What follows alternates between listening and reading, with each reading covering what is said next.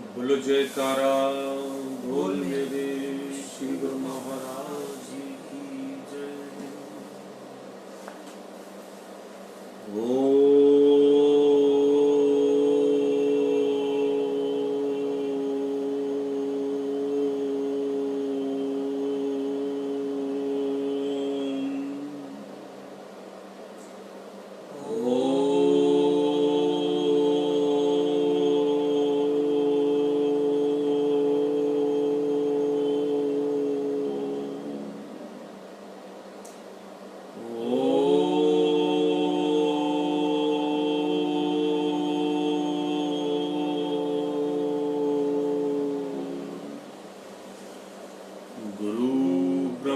गुरु विष्णु गुरु साक्षात् परमेश्वरा गुरु पार ब्रह्म स्वामी गुरुदेव महेश्वरा त्वमेव माता च पिता त्वमेव बंधु च सखा त्वमेव विद्या च धर्म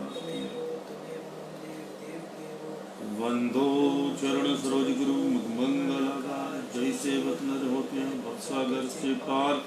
गुरु जी के सिमरन मात्र से नाशत विघ्न अनंत तमसे सर्वप्रम में आप प्रगटे इस जगत में जीव का निस्तार में शब्द नाम जीव का दीनता से भेंट सदगुरु लीजिए मैं हूँ शर्मा।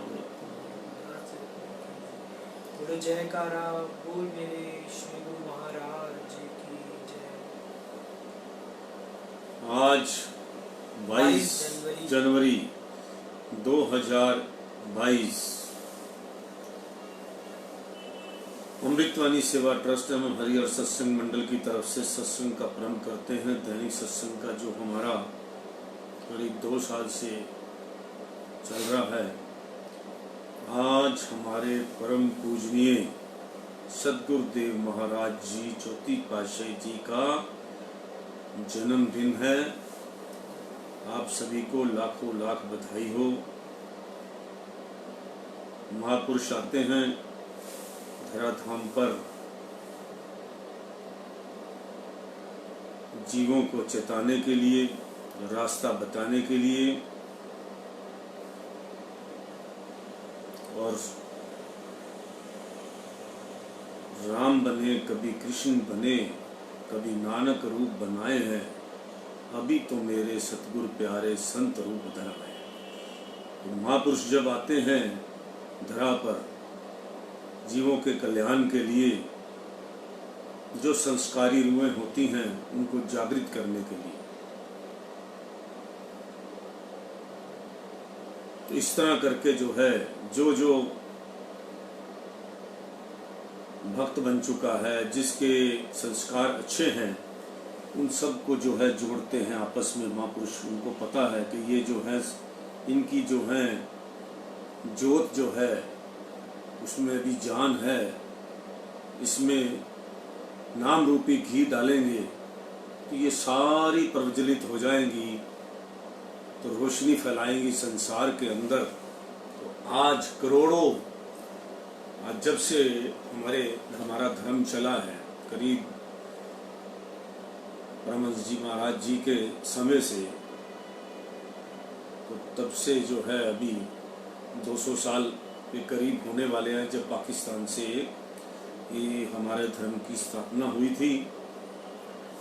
और परमहंस जी महाराज जी ने अपना जो है संगतों को, जीवों को चेताना शुरू किया था। तो एक बहुत लंबा टाइम है, बहुत। तो तब से लेकर आज इतने दिए जल चुके हैं, इतनी रूहें जो हैं प्रज्वलित हो चुकी हैं, इतनी रूहों के अंदर शक्ति आ चुकी है कि आज पूरा संसार जो है देश विदेश के अंदर जो है जगमगा रहा है। इसी जगमगाहट के अंदर जो है और भी जो है रूहों का कल्याण होता जा रहा है। जो जुड़ती जा रही हैं उनके अंदर भी संस्कार पैदा होते जा रहे हैं, और सभी जो है अपने नाम लेकर अपना जो है अपना जीवन सुधार रहे हैं। आज पूरे विश्व के अंदर परमहंसों की जो है जय जयकार हो रही है।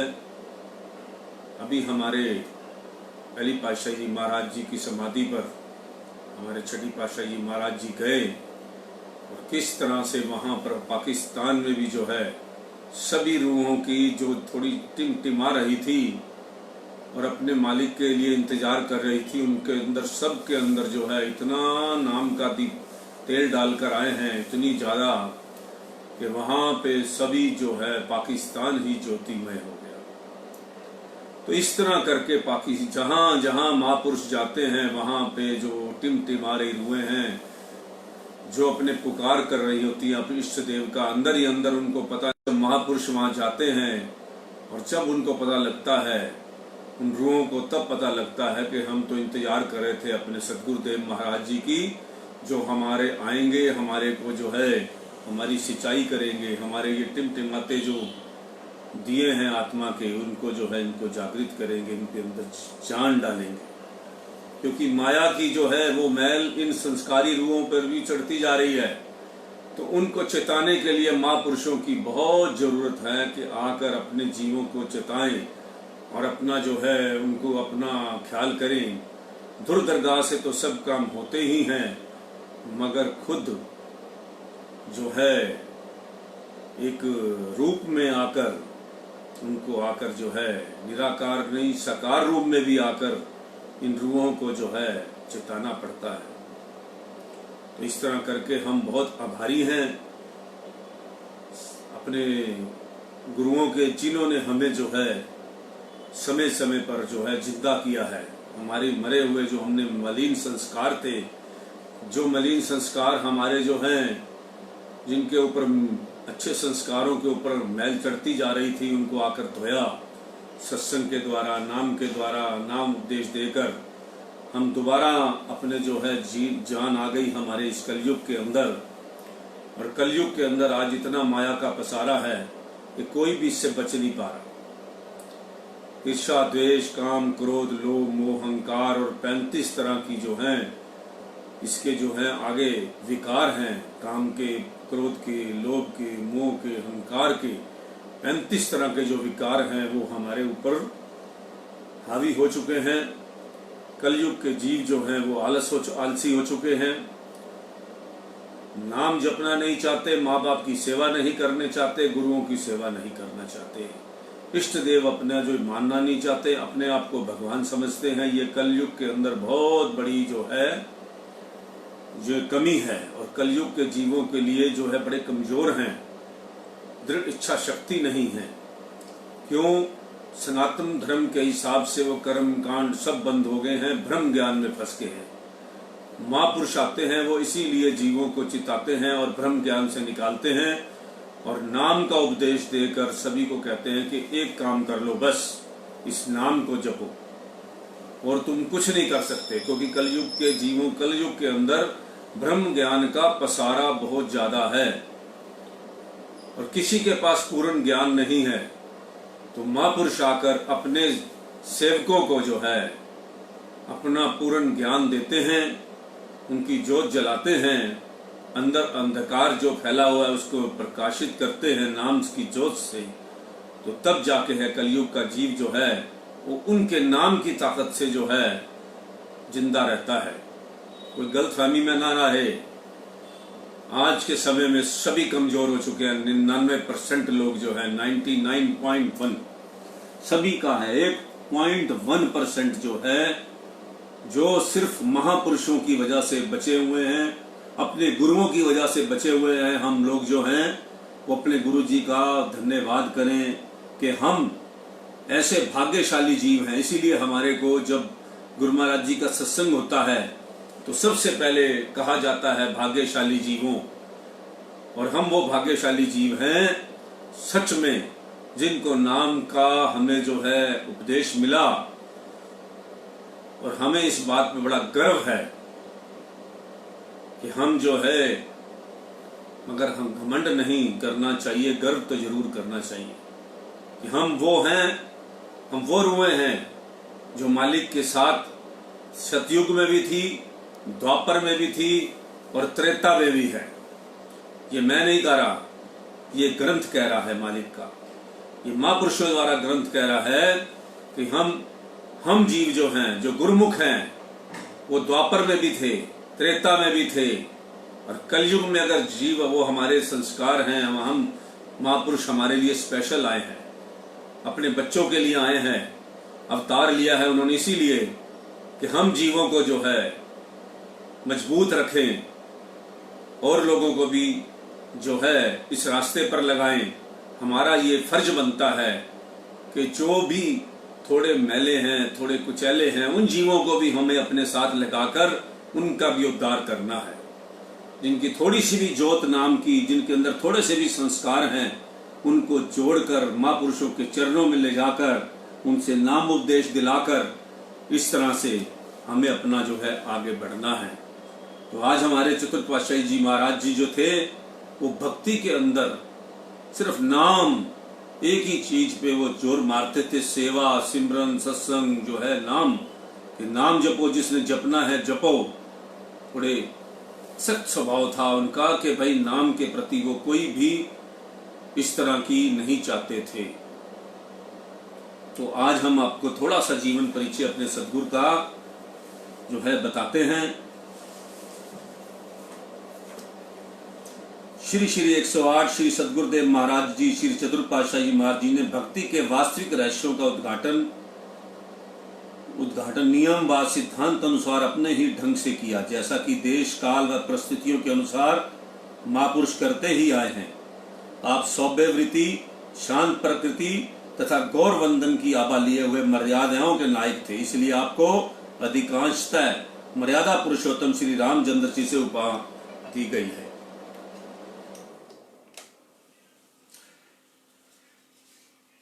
आप सौभ्य वृत्ति, शांत प्रवृत्ति तथा गौर वंदन की आभा लिए हुए मर्यादाओं के नायक थे, इसलिए आपको अधिकांशतः मर्यादा पुरुषोत्तम श्री रामचंद्र जी से उपमा दी जाती है। आपके जीवन में मर्यादाओं की झलक स्पष्ट झलकती है।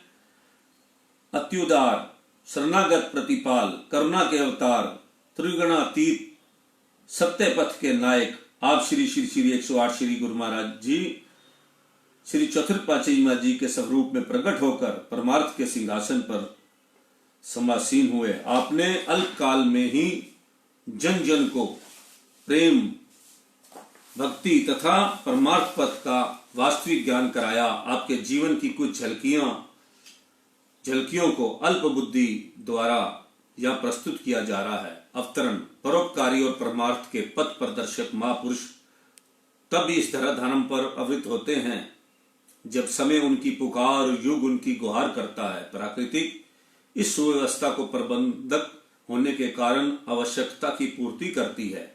प्रकृति का यह अटल नियम है कि मांगोगे तुम्हें दिया जाएगा, ढूंढोगे तो तुम पाओगे, खटखटाओगे तो द्वार खोल दिया जाएगा। जो मांगता है उसे मिलता है, जो ढूंढता है वह पाता है, जो खटखटाता है उसके लिए द्वार को लगाया। इसके फूलने फलने तथा सुगंधित फैलाने की परंपरा सुव्यवस्था भी प्रकृति ने की। समय समय पर उसने अवतारी विभूतियों को प्रकट कर इस वसुंधरा को कृतार्थ किया।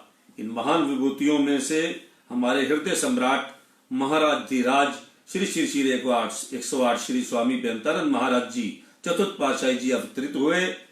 जिस स्थान पर एक महापुरुष का अवतरण होता है वह स्थान पूजनीय बन जाता है, और जहां पर दो दिव्य महान व्यक्तित्व अवतरित हुए हों उस धरती के ना जाने कितने भाग्य होंगे। इस लक्की के कण कण में जैसे उल्लास समा गया।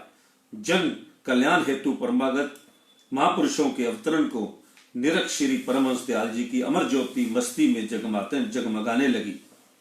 भक्ति परमार्थ पर अग्रसर करने वाली अति दिव्य विभूतियों के प्रभाव से धर्म, सत्य, पवित्रता का जय घोष होगा।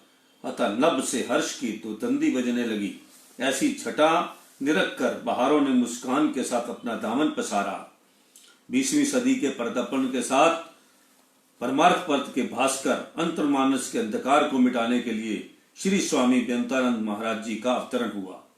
आप 22 जनवरी सन 1901 तदनुसार 10 माघ सम्मत 1957 पौष शुद्धि पूर्णवासी मंगलवार के दिन श्री प्रभात वेले में लक्की मरवत जिला बन्नू में अवतरित हुए।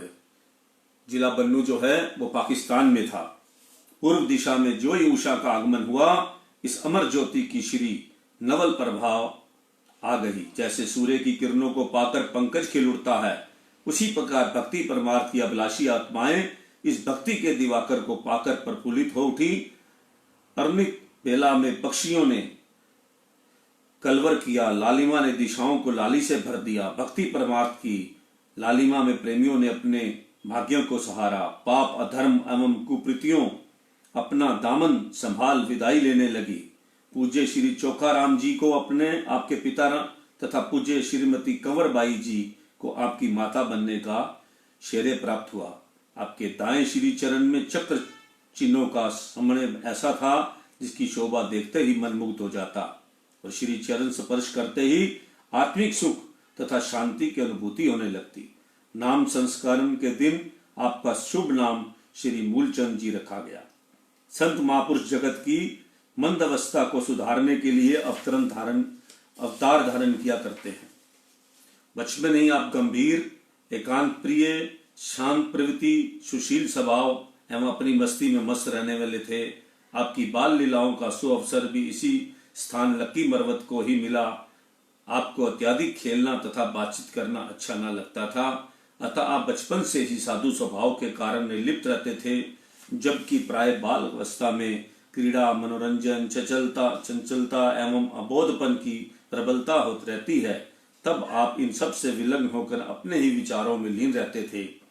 अभी आपकी उम्र लगभग 4-5 वर्ष की हुई होगी। एक दिन आपकी पूज्य माता जी कहीं बाहर घूमने के लिए गई। वह आपको भी अपने साथ ले गई। मार्ग में एक स्थान पर कुछ लोग जमघट लगाए हुए देख रहे थे। माता जी उस भीड़ को देखकर उधर ही चल दी। वहां पर मध्य में एक बैल खड़ा था। उसका मालिक जो भी प्रश्न करे वह अपनी सांकेतिक भाषा में उन प्रश्नों का उत्तर देता था। उसके चारों ओर खड़े हुए लोग अपनी भावानुसार प्रश्न कर रहे थे। उस जन समूह में किसी व्यक्ति ने प्रश्न किया, इस समूह में भगवान का सबसे प्यारा कौन है? वह बैल चलता हुआ भीड़ को एक ओर करता हुआ वहां पर आकर खड़ा हो गया जहां आप अपनी माता जी के साथ खड़े थे। उसने अपने सिर से आपकी ओर संकेत किया। वह अपनी सांकेतिक भाषा में यही उत्तर दे रहा था कि आप भगवान के प्यारे ही नहीं अपितु बालक के रूप में स्वयं भगवान हैं। उस समय जन समूह बड़े आश्चर्य से आपको ओर देखने लगा। सचमुच ही जिन हृदयों में कुछ भक्ति भावना तथा अपने इष्ट देव के प्रति प्रेम था, वे आपकी ओर आकृष्ट हुए बिना रह न सके। वे एक तक आपको मनोरंजन छवि को निहारते ही रह गए। आप अपने सरल स्वभाव से अपनी माताजी के साथ घर लौट आए। आपकी शिक्षा लक्की मरवत में हुई। आपने उर्दू में उच्च शिक्षा प्राप्त की। इसके साथ साथ फारसी और हिंदी में भी आप जानते थे। समय के साथ साथ आप बड़े होते गए और इस लौकिक शिक्षा को लोक मर्यादा अनुसार पूर्ण किया। व्यवहारिक शिक्षा को प्राप्त करने के पश्चात आप अपने बड़े भाई साहब के साथ दुकान के कार्य में हाथ बटाने लगे। घर में सब भाई बहनों से आयु में छोटे होने के कारण आप सबके स्नेह के पात्र बने हुए थे, परंतु आपका तेज ही ऐसा था कि घर में सब आपके कथनानुसार चलते। आपका मन इन संसारी झंझटों से उपराम रहता था। आपको साधु संतों की संगति बहुत प्यारी लगती थी। आप किसी दिव्य आनंद की खोज में थे। गुरु दीक्षा संत महापुरुष आदि काल से चली आ रही परंपरा को अपनाते हैं। वे सर्वगुण संपन्न होते हुए मर्यादा में सब काम करते हैं। अन्य महापुरुषों की भांति आप स्वामी श्री चौथी पातशाही महाराज जी ने उसी रीति को अपनाया, क्योंकि गुरुवाणी में भी यही उपदेश है, धूरी खसमे का हुक्म पाया, विणु सतगुरु चेतिए ना जाए। सतगुरु की प्राप्ति के बिना ज्ञान नहीं होता। यही धुर का संदेश है।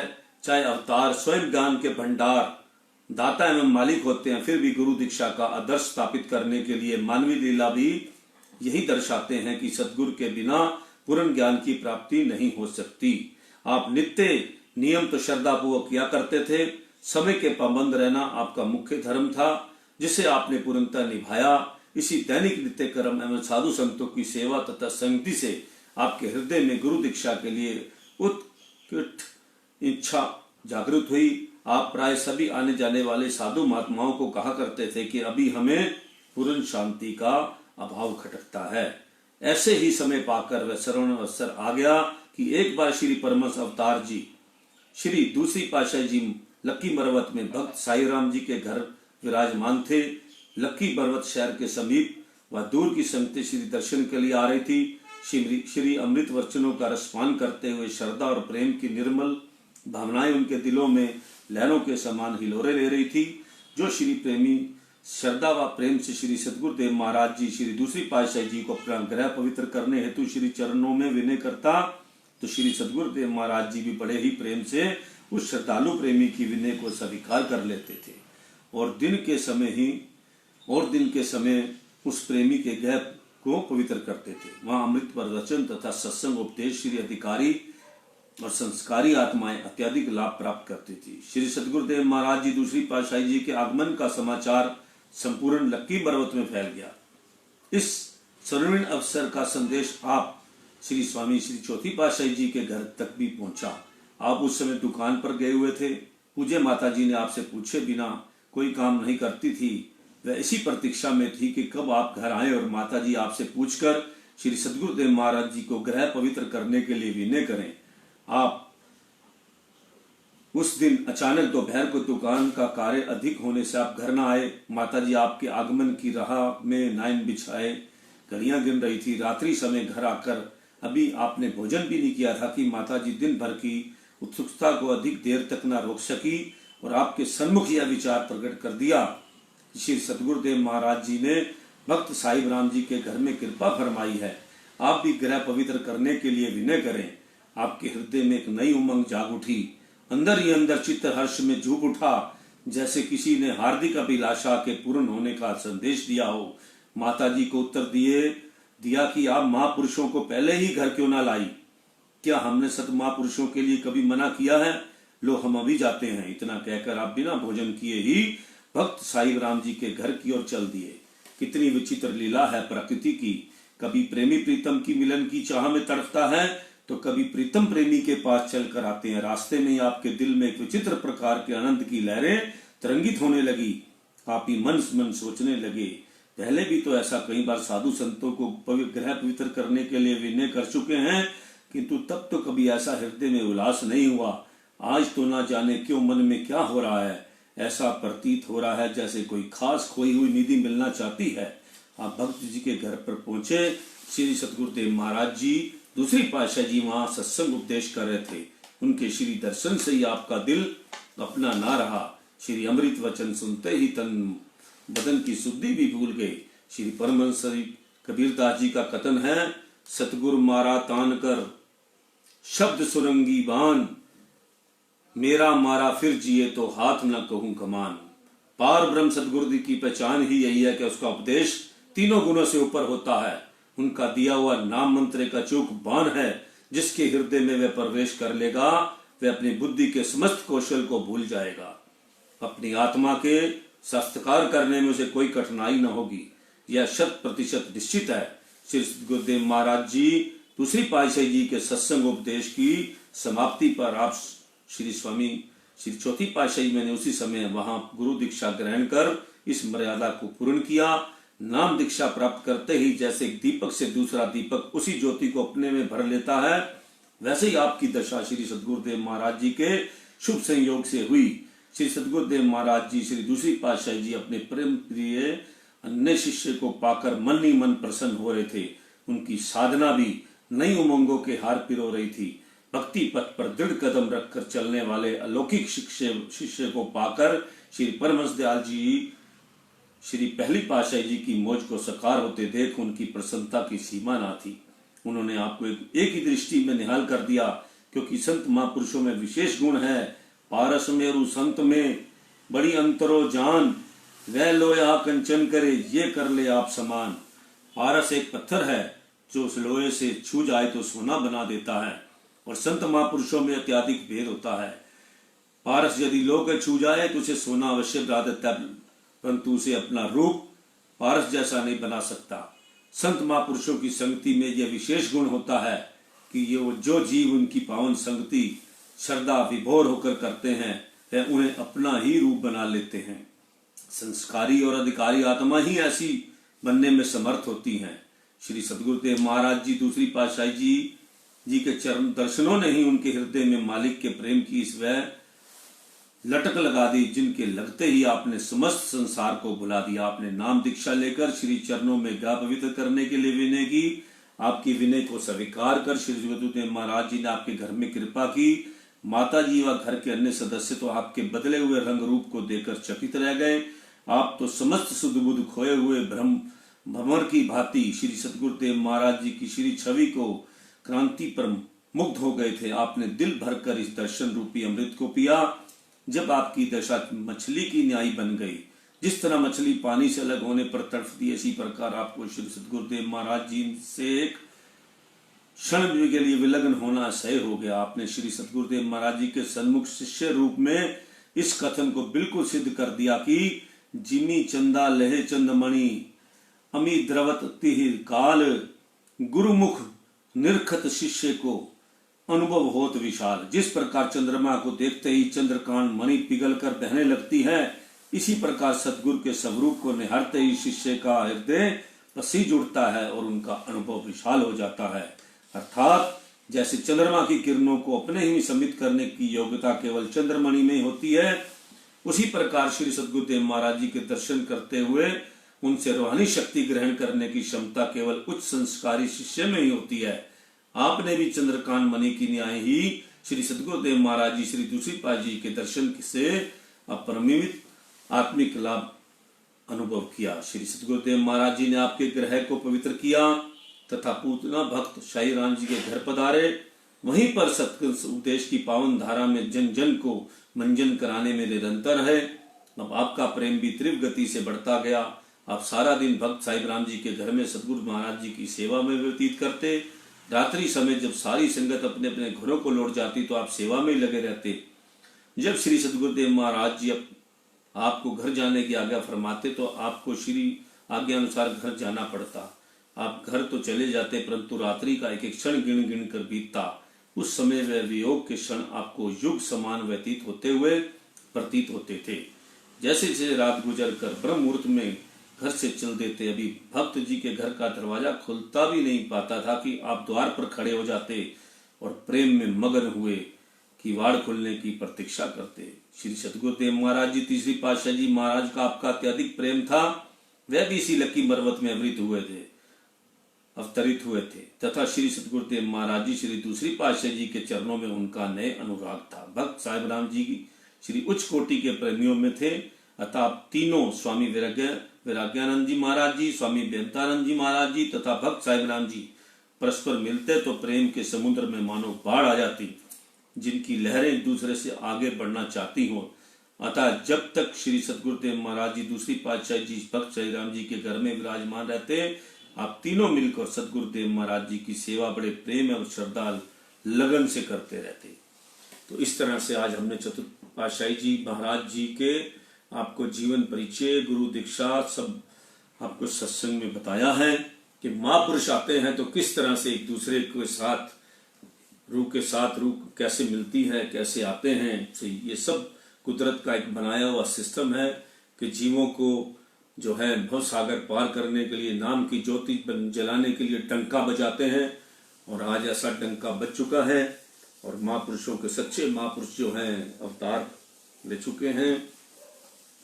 और इस टाइम जो है कितनी ज्योतियां जल चुकी हैं, लाखों करोड़ों, जो संसार को जो है और भी जलती जा रही हैं। इसी तरह हमने आगे बढ़ते हुए इस सिस्टम को आगे चलाना है।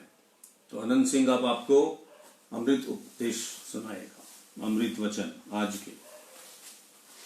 अमृत वचन। गुरु कृपा का सच्चा पात्र तो नम्रता वाला व्यक्ति होता है। अहंकारी पुरुष गुरु कृपा से वंचित रह जाता है और वह परमार्थ की कमाई भी नहीं कर सकता। प्रेम सहित किया हुआ साधारण शुभ कर्म भी बिना प्रेम के किए हुए महान शुभ कर्म से अति श्रेष्ठ समझो। सद्गुरु हार्दिक प्रेम को देखते हैं, ना कि कार्य की मात्रा को।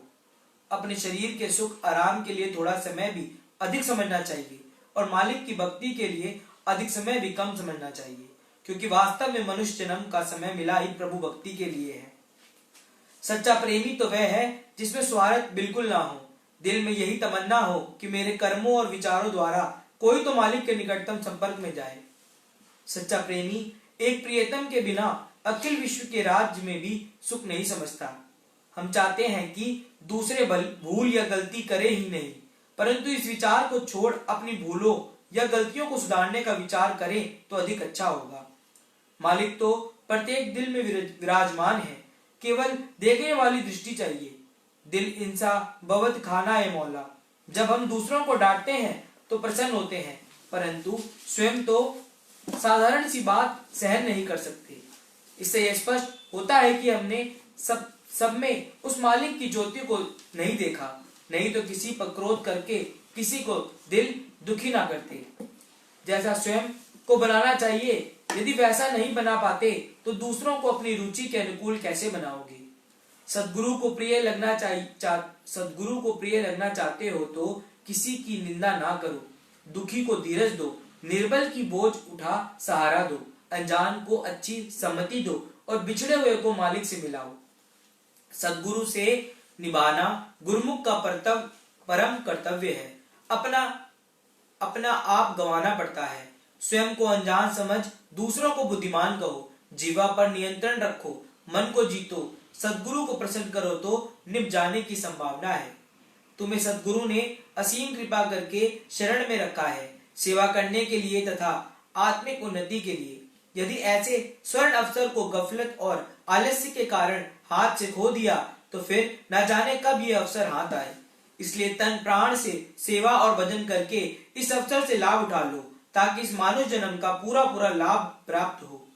सेवक कहलाना तो सरल है, परंतु सेवक बनना बड़ा कठिन है, क्योंकि सद्गुरु सेवक के अंदर से खोट उसी तरह निकालते हैं जैसे सुनार सोने को कुठाली में गर्म करके उसका खोट निकालता है। सद्गुरु के द्वार पर वह व्यक्ति अधिक समय तक नहीं ठहर सकता जो उसके सेवकों से श्रद्धा और प्रेम का बर्ताव ना करता हो।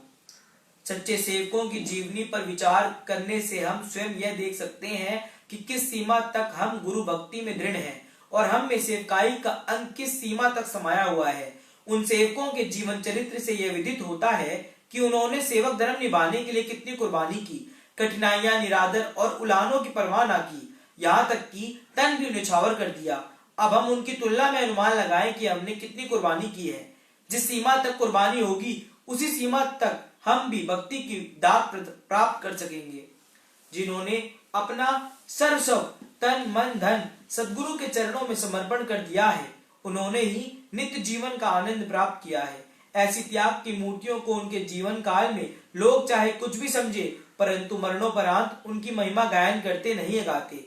ऐसी महान विभूतियों अपने जीवन काल में सद्गुरु के वचन अनुसार चलकर महान आदर्श स्थापित कर देती है। सेवा से हीन तथा प्रमादी चाहे हजारों हो, तुम उनका अनुकरण ना करना। सेवा में सतर्क चाहे एक ही हो तो भी तुम उसका अनुकरण करो। सन्यासी उसे मत कहो जो व्यर्थ भ्रमण करता फिरे, परंतु जो अधिक से अधिक मालिक के निमित्त कार्य करे उसे सच्चा सन्यासी समझना चाहिए। बाहर से त्याग और अंदर में कामनाएं भरी हो तो वह त्यागी नहीं है। वास्तव में सच्चा त्यागी वह है जिसके मन में कोई कामना या कोई इच्छा ना हो और हर परिस्थिति में मालिक की मौज में रहकर उसकी याद में लीन रहे। बोलो जयकारा, बोल मेरे श्री गुरु महाराज। आज का अमृत वचन सत्संग से समाप्त करते हैं। अब आपने एक बात समझ ली होगी कि जिनको महापुरुष मिले हुए हैं, उनका नाम मिला हुआ है और जो भक्ति के रास्ते पर चल रहे हैं वो कितने भाग्यशाली हैं। मैं ये बार बार क्यों बात कहता हूँ, जिन्होंने अंधकार में ही रह रहे हैं उनको मेरी बातें समझ नहीं आएंगी, ना ये सत्संग समझ आएगा। ये महापुरुषों का सत्संग जो है, ये अमृत वचन है, ये उन्हीं के पल्ले पड़ेंगे जिनको थोड़ा सा इस रास्ते में जा चुके हैं, जो सत्संग में बैठ रहे हैं, जो इस क्लास में बैठ रहे हैं। आप योगा की क्लास में जाओगे तो आप योगा के बारे में ज्ञान प्राप्त करेंगे, आप समझ पाएंगे कि योग क्या होता है, योगा क्या करते हैं। आप इसी तरह जिम में जाते हैं, जो जिम में नहीं जाते उनको नहीं पता कि जिम में क्या होता है, मशीनें कैसे चलती हैं, क्या होता है, उसका मतलब क्या है, क्यों प्रोटीन खाया जाता है, क्यों ये केमिकल खाते हैं, क्यों वो ये सब चीजें खाते करते हैं। इसी तरह जो जिस संगत का आदमी होगा उसी संगत का संगत को समझ पाएगा। और जो माया का मारा हुआ इंसान होगा वो सत्संग की बात बिल्कुल नहीं समझ पाएगा। हमारा जितना भी ये सत्संग हम करते हैं उसके लिए जीरो है ये। उसको समझने के लिए सत्संग की क्लास में ए से एप्पल वाली बात शुरू करनी पड़ेगी, क्योंकि सत्संग में भी क्लासेस होती हैं, नर्सरी क्लास, पहली क्लास, दूसरी क्लास।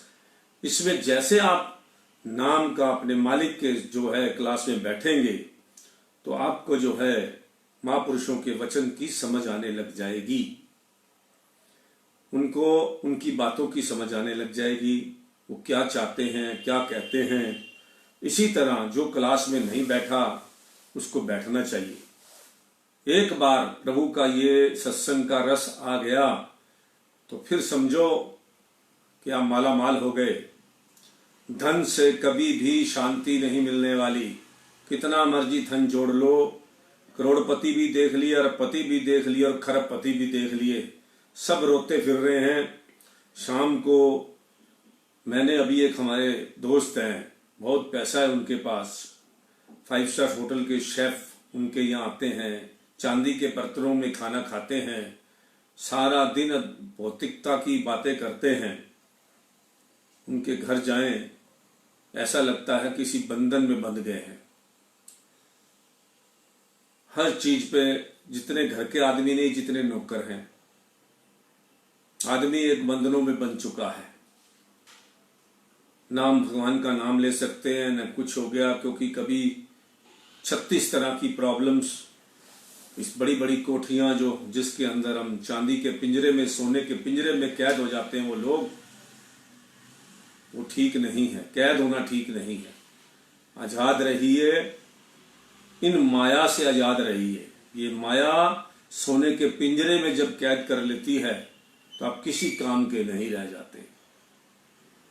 इसलिए इसकी माया की इतनी आदत मत डालिए। भोगो मगर त्याग से। ये कुदरत ने सारी चीजें बनाई हैं, लेकिन भक्ति हमेशा सर्वोच्च रहनी चाहिए। त्याग का समय आए तो सबसे पहले हाथ ऊपर होना चाहिए। जब भक्ति का समय आए, जब परोपकार का समय आए, सबसे पहले आगे बढ़ना चाहिए। त्याग का समय आए आगे बढ़ो, दान का समय आए आगे बढ़ो। हर टाइम आलस नहीं करना इस कामों में। और नाम जपने का समय आए तो उसमें तो खास तौर पे आलस नहीं करना। तभी आप इस सच्चे मार्ग को प्राप्त कर सकते हैं। आपने दोनों अपने जन्म सुखी रखने हैं, ये जन्म भी अगला जन्म भी, तो आपको महापुरुषों के वचनों पर चलना ही पड़ेगा। अगर आप अपने आप अच्छे संस्कारों की वजह से कुछ थोड़ा बहुत नाम जप लेते हैं या इधर उधर मंदिर में चले गए, इधर चले गए, उधर चले गए, ये टेम्परेरी शांति है। बिना सतगुरु के किसी को भी परमानेंट शांति नहीं मिल सकती। आप जो अपने आप जो थोड़े व्रत रख लेते हैं, थोड़ा जप कर लिया, मन किया तो ताजी ताजी जो है उसके ऊपर मरहम लगा लेते हैं। जो थोड़ा सा दुख हुआ तो जैसे डॉक्टर की दवाई ले लेते हैं, फिर वो दवाई ठीक हो जाता है। तो ये ताजी ताजी बातें हैं। अगर ब्रह्म ज्ञान में नहीं फंसो, ब्रह्म ज्ञान यही है। सबसे पहले अपने सतगुरु महाराज, अपने गुरु धारण कीजिए, गुरु धारण करके नाम का जाप कीजिए। जो महापुरुष उपदेश दें उस हिसाब से अपने आप को चलना सीखिए। तब जाके आप जो है ये लोग भी आपका सवेला होगा और परलोक भी बड़ा शानदार होगा। ऐसे जाएंगे जैसे आप कमल के फूल के ऊपर जाएंगे। इसी तरह ये जो है अपना जिसको आभास होने लग जाता है, जब वो सतगुरु के शरणों में, चरण शरण में पड़ जाता है, उसको हर चीज का आभास हो जाता है कि अब ये होने वाला है, अब मेरे साथ ये होगा। क्यों? क्योंकि अच्छे काम करने वाले को अच्छे सपने नजर आने लग जाते हैं और बुरे काम करने वाले को बुरे सपने आते हैं।